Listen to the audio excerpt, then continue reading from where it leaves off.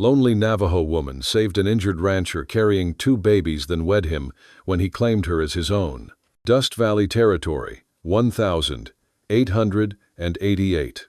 The dust here, a fine red powder, was thick with the ghosts of men who had ridden into the canyons and never ridden out. The heat was a living thing, an oppressive weight that had baked the life from the land, leaving behind nothing but the skeletal remains of forgotten journeys. I was on my way to the river, the last living thing for 100 miles, when I found him. He was a white man, a stranger, a stain on the landscape, his body a broken heap in the shadow of a sun-bleached rock. A bullet was lodged in his shoulder, and he was bleeding out, a dark, viscous pool spreading into the dust around him. Clutched against his chest were 2 small bundles, and from them came a desperate, panicked wailing that cut through the oppressive heat like a knife. His horse lay dead beside a burned-out wagon 20 yards from nowhere, a silent testament to a recent, brutal ambush. My first thought was to patch his wounds and send him on his way before the Kiowa war parties returned to finish what they'd started. He was not my concern. His kind had brought nothing but pain and destruction to my people, and I had no business helping him. But as I leaned in, his lips, cracked and dry, moved, and a whisper, weak as a dying breath, escaped them. He spoke a name, a sacred name that belonged only to my people, a name only my grandmother had ever spoken aloud. The world, which had been a desolate, predictable expanse of dust and death, suddenly shifted. The man was not just a stranger, he was a puzzle. My hand, which had been reaching for the wound, now froze. The 2 screaming infants, a boy and a girl, continued their frantic cries. The man's eyes, glazed with pain and fever, met mine, and in their depths, I saw not just a plea for help, but a desperate, bone-deep terror. I realized then that this stranger carried secrets that could either save my people or destroy them completely. And in that moment, in that cursed, silent canyon, I had to make a choice. I could turn my back on him and let the desert claim him and his children, or I could take a leap into the unknown, a leap that could end with my own destruction. I made my decision, and with a quiet resolve, I began to tend to his wounds, knowing that with every second that passed, I was pulling a thread that might unravel the very fabric of my world. If you enjoy the story, hit that subscribe button right away. And if you don't, then just hit the like button anyway to keep more Wild West love stories coming. My name is Elias Thorne, and my story, if you can call it that, is one of dust, regret, and the kind of pain that gnaws at a man's soul like a desert wind on a lost fence post. For years, I'd been drifting, a ghost among the tumbleweeds, a hired gun for men who wore their sins on their sleeves like badges of honor. I wasn't proud of the life I'd chosen, but pride was a luxury I couldn't afford.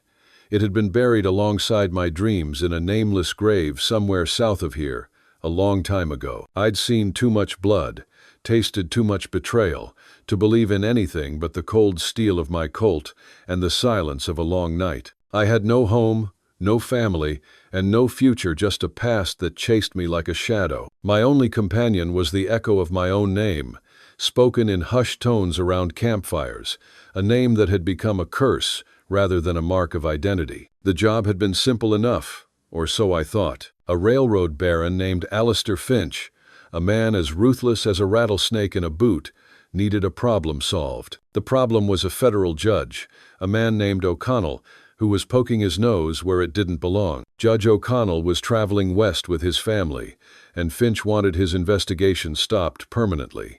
I was part of the posse hired to make it look like a Kiowa raid. We were supposed to burn the wagon train, silence the judge, and take everything of value. But as the smoke cleared and the screams died down, I saw something that made the bitter taste in my mouth turn to ash. 2 infants, swaddled in blankets, alive and crying in the arms of a dead woman, their mother. It was against my nature, a violation of the unspoken code of men like me, but I couldn't leave them. The sight of their tiny, innocent faces, smeared with soot and tears, was a punch to the gut. It brought back memories of a life I'd lost, of a family I'd failed. I scooped them up, one in each arm. The weight of their small bodies, a searing contrast to the emptiness of my life. I left the rest of the crew to their morbid business, stealing a horse and riding away, the wails of the babies a constant, terrible melody in the desolate canyon. That's how I ended up in the territory of Dust Valley, bleeding from a shoulder wound and clinging to 2 children who were the last living proof of a dead man's righteousness. My horse gave out somewhere near Solitude Peaks, a place where the mountains rose like angry gods, and the wind sang a song of ancient sorrows. I was done for. The wound was a bad one, a bullet from my own crew, a testament to my betrayal. The babies were screaming, their hunger and fear a constant drumbeat of my failure. I collapsed in a heap, the red dust mingling with the blood on my shirt.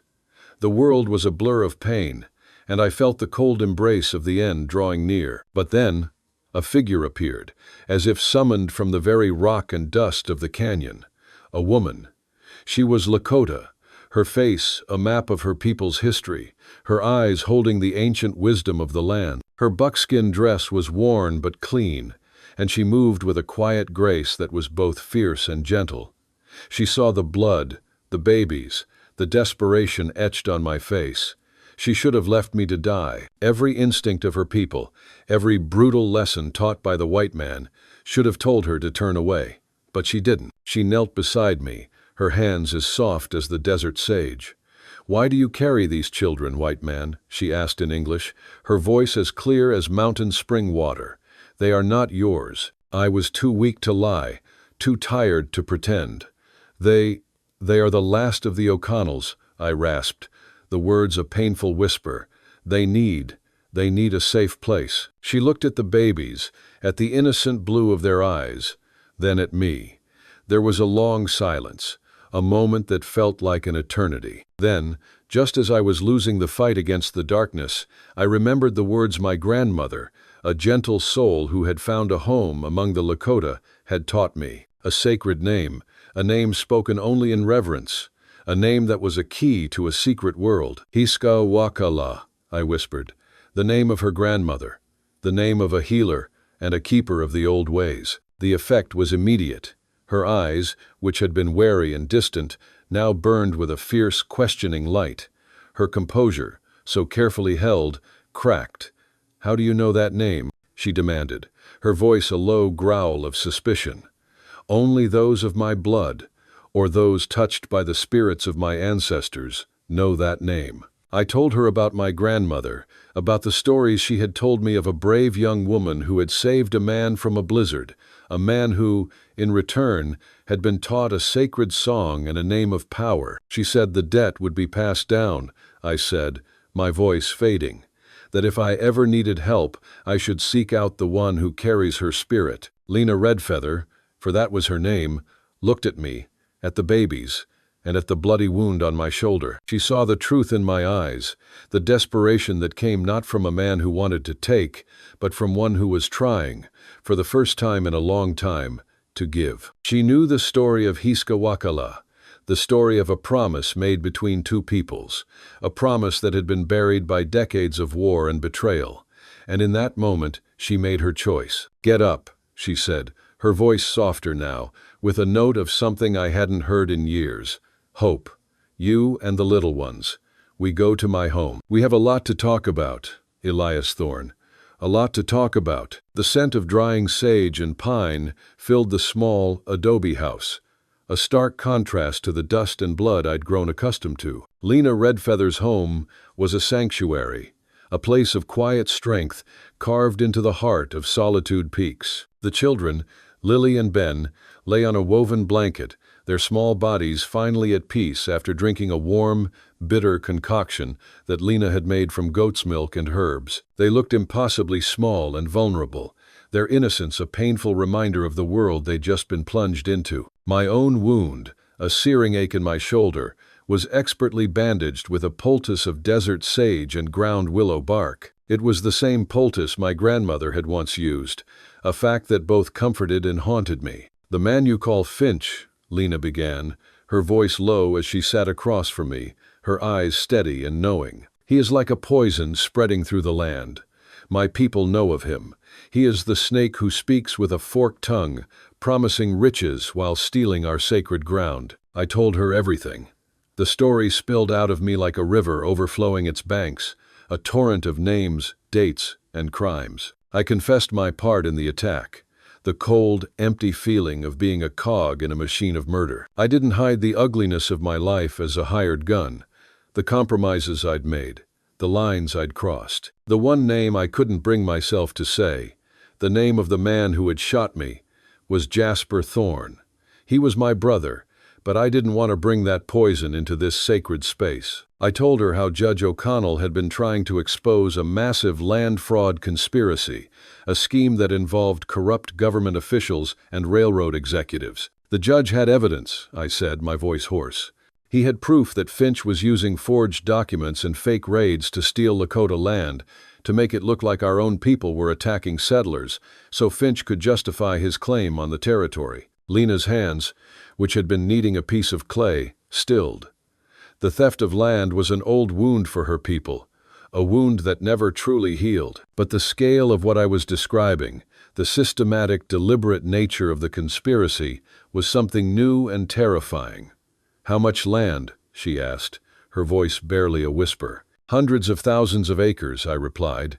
"It would include everything, from the sacred grazing lands to the mountains themselves, the land your ancestors fought for." A shadow fell over her face, a look of sorrow and anger that ran as deep as the canyons outside. "So they killed him," she concluded, her voice flat. "And they would have killed the children too. But why did you save them? Men like you don't risk their lives for children they don't know." I had no easy answer. "I don't know," I said, the words heavy with a truth I was only just beginning to grasp.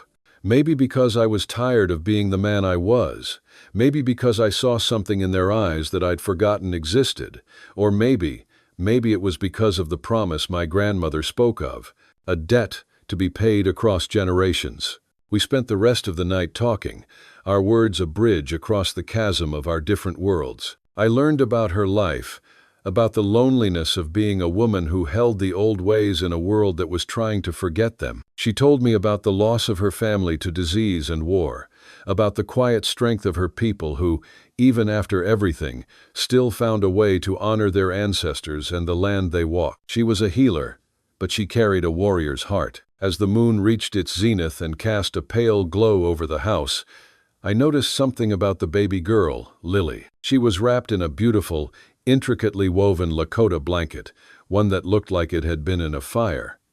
I reached out and touched the fabric, feeling something hard sewn into the lining. "What is this?" I asked, my fingers tracing a small, rigid object. Lena's eyes widened. "It was with her," she said. "The nursemaid must have wrapped her in it just before the attack." Together, we carefully pried open a small, sealed compartment in the blanket. Inside was a small silver cylinder, and within that, a rolled parchment. I unrolled it with shaking hands. The words were a list of names, dates, and land deeds, the evidence. "It's all here," I said, my voice filled with a mixture of awe and dread. "The names of every crooked official, every land commissioner, every man who conspired with Finch. And at the bottom, a name made my blood run cold. My own. Elias Thorne, son of." The document trailed off, but it was enough. "The same name," I whispered. "The same name as the man my father worked for, before I became a gun for hire." I had no idea what it meant, but it was a connection, a thread that tied me not just to this crime, but to a past I didn't know I had. The sound of horses approaching from the west shattered the quiet of the night. It wasn't a war party. The hoofbeats were too rhythmic, too deliberate. Lena looked at me, her eyes full of a new kind of fear. "They found us," she said. "Finch's men. They tracked me here. We had a choice. Stay and fight, and risk everything, or run. But running was no longer an option. We had the evidence, the key to stopping a conspiracy that had ruined countless lives, and we had 2 innocent children who depended on us." I looked at Lena. "We're not running," I said. "We go to Dusty Valley. We find a man named Jack Hawkins, the sheriff. I knew him from my old life. He's a good man, an honest man. He'll know what to do." "And if he doesn't?" she asked. "Then we will," I replied, a grim determination settling over me. We had the truth, and in a world of lies, the truth was a powerful and dangerous weapon. We were no longer a gunslinger and a healer, but two people bound by a debt to a dying man, a debt to a dead woman, and a debt to two innocent children. Our journey had just begun. We left quickly, but not recklessly. Lena wrapped Lily tighter, tucking the blanket and its silver secret beneath her shawl. Ben slept fitfully, dreaming of fields and horses. I strapped the satchel to my chest, feeling the parchment's weight like a new kind of responsibility. Before we mounted, Lena pressed a small pouch into my hand roots and a pinch of crushed sage for the road, and muttered an old prayer under her breath. The ritual steadied me more than she knew. Dusty Valley lay a day's ride south, along a path that skirted the official roads. Finch's men would likely comb the main routes, but we were not heading where anyone expected. I led on a tired mare with a steady gait. Lena rode beside me, her profile set like flint. The peaks sank behind us as dawn bled into the world, and with each mile the country grew stranger, quieter, as if holding its breath for what might come. We talked little, but in those silences, plans were made. We would seek Sheriff Hawkins in Dusty Valley, and if he could be persuaded, if he would take the papers and act, then the crooked men might be exposed and the judge avenged. If not, then we'd find other hands to carry this burden. A minister with a conscience, an editor with ink enough to make a scandal bleed, the army patrol that still answered to law. The list grew as necessity demanded. At midday we skirted a wash where the water ran thin and brown. I tethered the mare and knelt by the bank, dipping cracked lips into liquid that tasted of iron and clay. Lena watched me with a worry that sharpened her features. "If Finch catches us with that parchment," she said quietly, "they will burn the papers and burn us." "They might try," I said, tightening the satchel's straps, "but they won't get both. If it comes to it, the papers go and we don't." The thought clanged in me like a bell. Losing the evidence would be losing the only leverage we had against a power rooted deep in law and money. But I could not let the children become collateral. We rode on as the sun climbed. Shadows shortened. Hawks circled lazily over mesas. In towns we avoided stairs, slipping through alleys and keeping to back streets where curiosity was dulled by necessity. I found myself watching Lena more than the road. In her hands, there was a confidence buried beneath that same quiet grief I'd seen in her eyes earlier. She had lost family, and still gave herself to others, healer by duty and by heart. That kind of brave softens a man's edges. By dusk we reached a low ridge that gave sight to the valley below. Dusty Valley lay there like a pocket of human will among the wide emptiness houses clustered near the creek, a wooden bridge, smoke from a few chimneys, and the white square of the sheriff's office. I felt the satchel's weight anew, as if the documents themselves were alive and impatient. "Tomorrow," Lena said, "we will find Sheriff Hawkins." "No," I said, the word sharper than intended. "Tonight. We go now." The urgency surprised even me. The town's quiet could turn on a dime. Finch's reach was long. Lena nodded. She swung down and led Ben in her arms, while I tightened the cinch and rode the last slope hard. As we dropped into the town's light, the sheriff's sign swung in the wind. A lantern glowed in the window. I dismounted and left the mare with a kindly, stable hand whose eyes asked no questions. Inside the office, manila folders and ledgers lay on a battered desk. Behind it sat Jack Hawkins, a broad-shouldered man with a lined face and tired eyes, but honest to the bone. He looked up as we burst in, took in the children, the bandage, the satchel. "You're a sight," he said, but not unkindly. I laid the parchment on his desk and watched his hands steady as he read. His jaw tightened, then loosened. "If this is what it appears to be—" He did not finish aloud. He closed his fist around the paper and stood. "We can't wait for tomorrow," I said. "Finch's men are on our tail." Hawkins' face hardened with the sort of resolve that did not leave room for second-guessing. "Then we ride. I'll put a few men together quietly. We take this straight to the marshal in Dust Valley. If Finch has the reach, you say, it won't be easy, but truth has teeth, too." Then, outside, Lena tightened her shawl around Lily and watched, a quiet storm behind a soft face. I felt, for the first time since the judge died, the fragile twist of hope unspooling inside my chest. We had allies now, some who might risk their names, some who would likely perish for it. That reckoning was a cost we were willing to pay. We mounted under cover of night, Hawkins' men moving like ghosts, and set out toward Dustfall with the children and the truth wrapped between us. The road ahead was dangerous, uncertain, perhaps fatal. But the paper in the satchel carried weight enough to sink a dozen careers and free 1,000 acres. For justice, for the dead, for the children, and for what little honor I had left, we rode on. If you like Wild West love stories or Wild West stories, drop a bunch of 1 second and your place in the comments for the Wild West Love channel. Tell me where you're listening from so I don't feel so alone out here. The journey to Dusty Valley was a gauntlet of fear and determination. We rode under the unforgiving sun, the 2 babies, Lily and Ben, secured in a makeshift carrier on Lena's back, their small bodies a constant reminder of the stakes. My shoulder, though healing, throbbed with every jolt of the horse, a steady beat of pain that kept me alert. We moved along ancient game trails, paths known only to the Lakota, guided by Lena's intimate knowledge of the land. She was a different person out here, fierce, alert, a true daughter of the mountains. She pointed out signs I would have missed: a broken twig,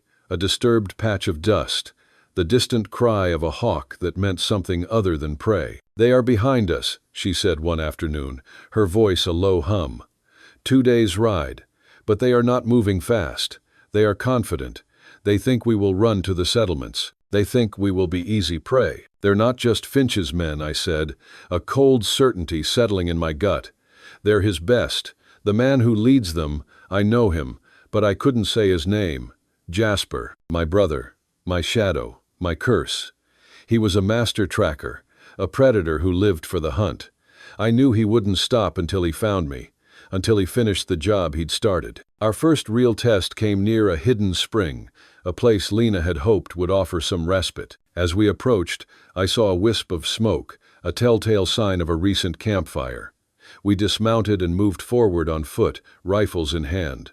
The camp was abandoned, but the signs were clear. Canned beans, whiskey bottles, and footprints that didn't belong to any settler I knew. They were moccasins, but worn with a rigidity that spoke of disguise. "Fake Kiowa," I said, pointing to the patterns on the ground. "They're still using the same disguise, trying to make it look like a new raid." Lena's face hardened with contempt. "They bring shame to the warriors who wear that paint with honor," she said. But the real threat was closer than we thought. As we were about to leave, a shot rang out, hitting the ground inches from my boot. We dove for cover, the babies miraculously silent beneath the chaos. A man stepped out from behind a boulder, his rifle still smoking. It was Jasper, my brother. His face was a mask of cold fury, his eyes devoid of any warmth. He was a perfect reflection of the darkness in my soul, the man I might have become if I hadn't found those children. "Elias," he said, his voice a low, dangerous rumble. "I knew you were too soft for this life, giving away your share, saving some damned brats. Pathetic." "They're not just brats, Jasper," I called back, my rifle aimed squarely at his chest. "They're innocent, and they're the last hope for something better than what we are." He laughed, a harsh, grating sound. "There is no better, Elias. There's only the strong and the weak. We're the strong. We take what we want.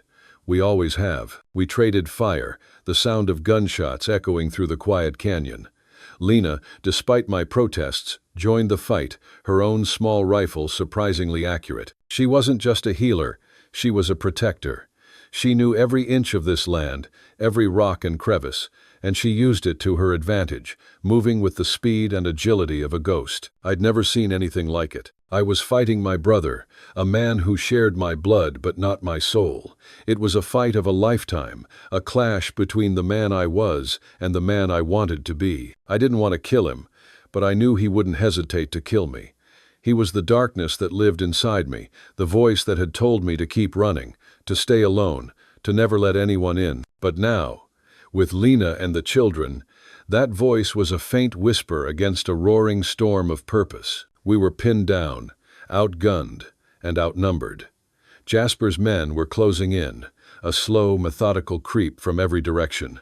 I knew this was the end. I had a choice to make, one last act of redemption. I had to get Lena and the babies out. I told her about a hidden crevice, a small opening in the rock face that led to a narrow pass. "You take them," I said, my voice urgent. "I'll hold them off.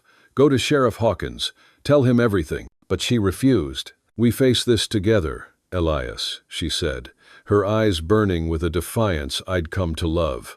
"The land does not forget, and neither do I. My grandmother's spirit is with us.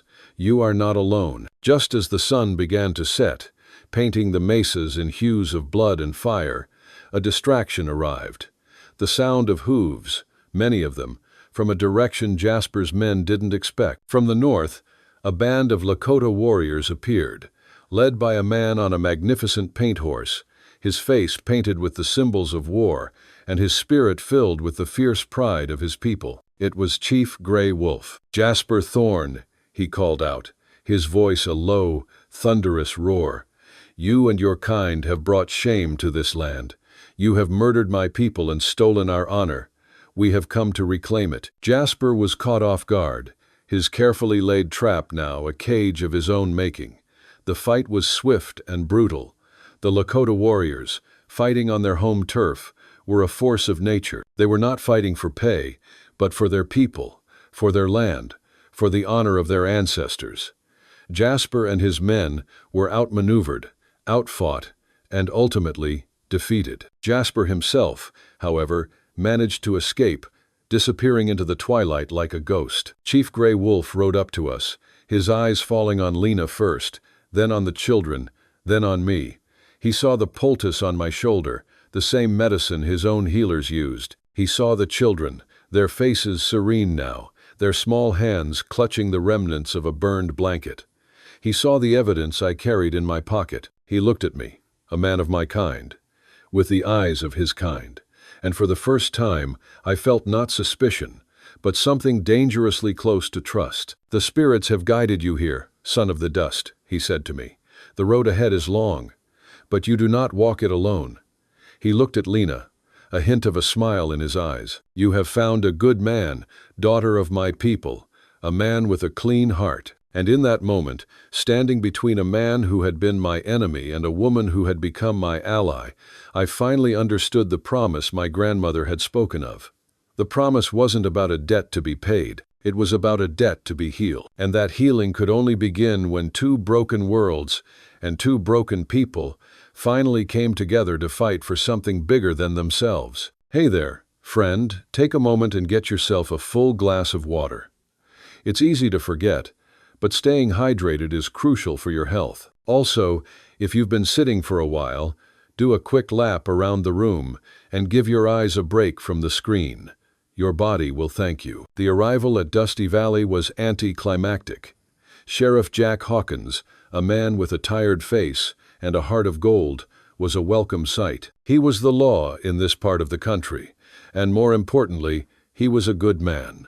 When I told him the story, he listened with a grim, practiced patience. He looked at the babies, now sleeping peacefully, and at the burn scars on their blankets. He read the documents I pulled from my shirt, the evidence of Finch's conspiracy, his eyes widening with every name. "Baron Finch," he muttered, shaking his head. "I knew that man was a snake, but I never imagined this." He moved us into a secure room at the back of his office. "You'll be safe here," he said, "for now." He knew, as I did, that Finch had eyes and ears everywhere. The city of Dusty Valley was under Finch's thumb. His men controlled the railroad, the bank, and most of the saloons. The only thing they didn't control was Jack Hawkins, and that made him a dangerous man to know. "We need to get this to the federal inspector," I said, "the one coming on the stage from Denver tomorrow." "We will," Jack promised, "but we have to be smart about it. Finch will be watching. He'll know you're here." He was right. As night fell, the whispers began. My old name, Elias Thorne, spread through the dusty streets like a poison. The man who had been part of Finch's crew, the one who had disappeared with the babies. Soon, the office was surrounded, not by a mob, but by a chillingly silent group of men, all in the pay of Baron Finch. They wore the same uniform, dark coats, scuffed boots, and a cold, empty look in their eyes. At the head of the group, I saw him, Jasper. He had found us. Elias. Jasper's voice carried through the quiet street. Come out. Let's finish this. Sheriff Hawkins stepped to the window, his rifle in hand. Jasper, this is over, he called out. We have the evidence. We know everything. Jasper's laugh was as hollow as a coffin. Evidence? What good is evidence if there's no one left to present it? Come out, Elias, and no one else gets hurt. But we were not alone. Chief Gray Wolf and his warriors, who had followed us to Dusty Valley, took up positions on the rooftops and in the shadows of the surrounding buildings. They were a silent, deadly force, unseen but very much present. They were here not just to fight for us, but to fight for their land, their honor, their people. The standoff stretched on, a tense silence punctuated by the cries of the babies, who were stirring and fussing. Lena held them close, her quiet humming a balm against the fear that was a living thing in the room. Then, a sudden, sharp crack echoed through the street. A bullet shattered the window, and Sheriff Hawkins fell, a dark stain spreading across his chest. He was a good man, and he was dead, a victim of a war he hadn't chosen. My heart filled with a terrible cold rage. Jasper had taken another life, just like he had taken the lives of the O'Connells. He was a monster, a man without a soul. He's dead, Jasper shouted, his voice triumphant. The law is gone. Now, you can come out and face me, Elias. I was ready to go out, to face him, to end it all. But Lena stopped me. No, she said, her voice firm. We are not dying for their sins. We are fighting for our own lives. We are fighting for those children.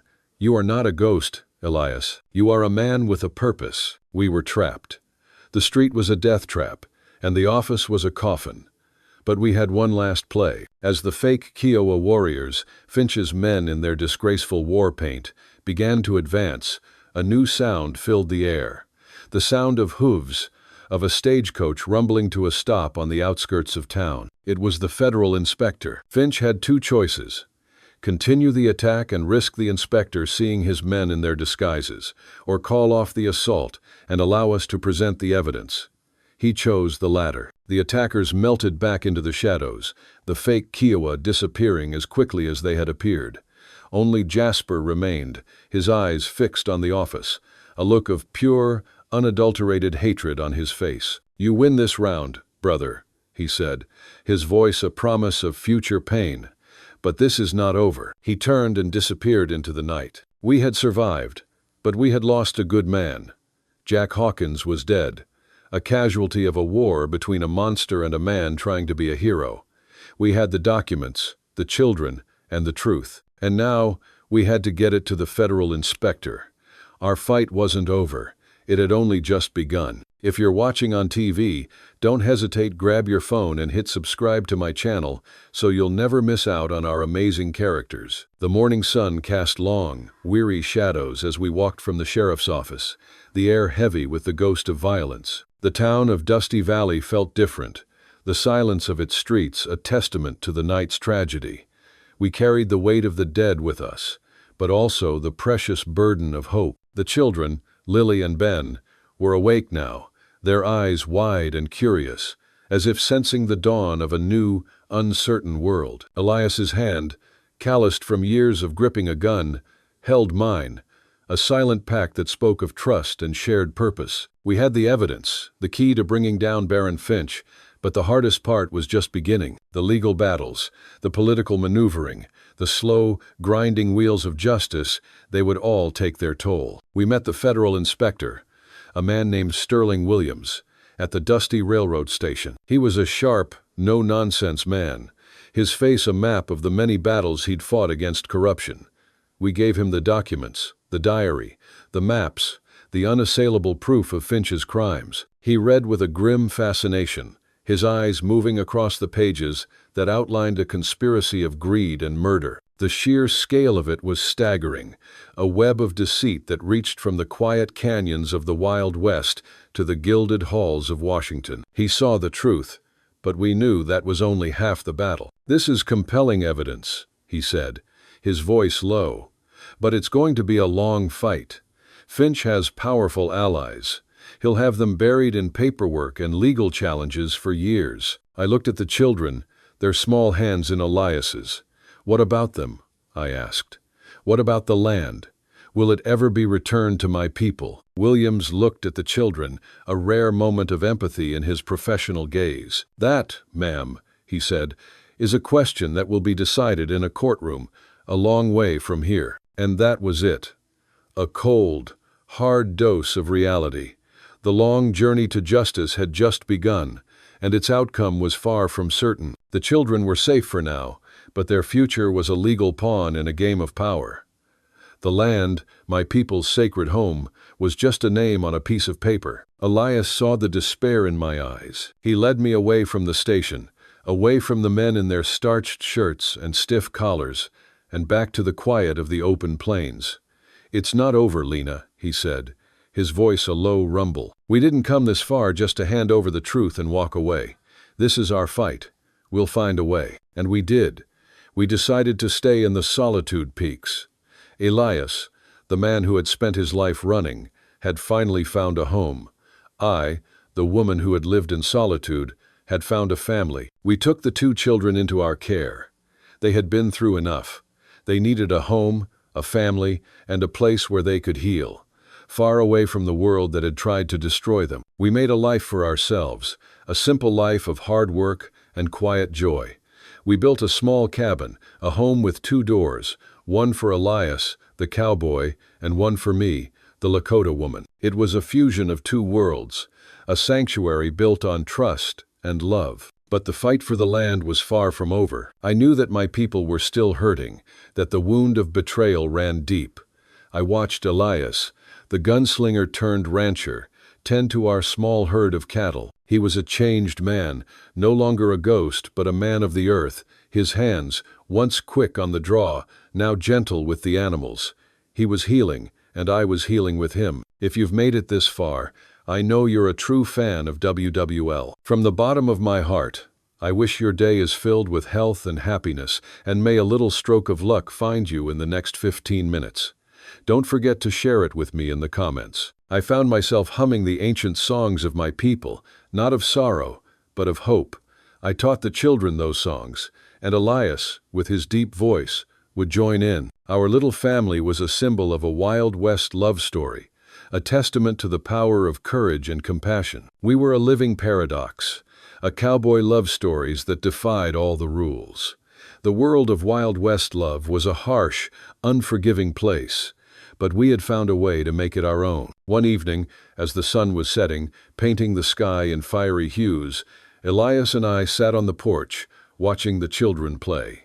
Lily and Ben were no longer just the O'Connell children. They were our children, our future. The legal battles were still raging in some far-off courtroom, but here, in the Solitude Peaks, we had our own kind of justice. We had a home, we had a family, and we had a future, one we were building with our own hands. The last of the sun's light disappeared, and the first stars appeared in the clear desert sky. The vastness of it all, the endlessness of the prairie, the solitude of the mountains, it no longer felt lonely. It felt full of possibility. The pain was still there, the memory of the dead, the knowledge of the battle still to come. But now, it was a different kind of pain, a pain that was a prelude to healing, a reminder of what we were fighting for. The future was unwritten, but for the first time in my life, I wasn't afraid of what it held. We had each other, and that was enough. The trail ahead was long, but we would walk it together, a family of outcasts, a testament to the power of a single act of kindness, a solitary Wild West love story that had changed everything. Today's story is about pains that seemed to have no way out until a small ray of light changed everything. Do you believe that, even in the darkest times, there's always a miracle waiting at the end of the road? And if deep down you still believe that God is watching over you, quietly arranging everything, then right now, leave a comment, Amen, below this video. Because who knows, at the very moment you write it, a blessing may quietly find its way into your life.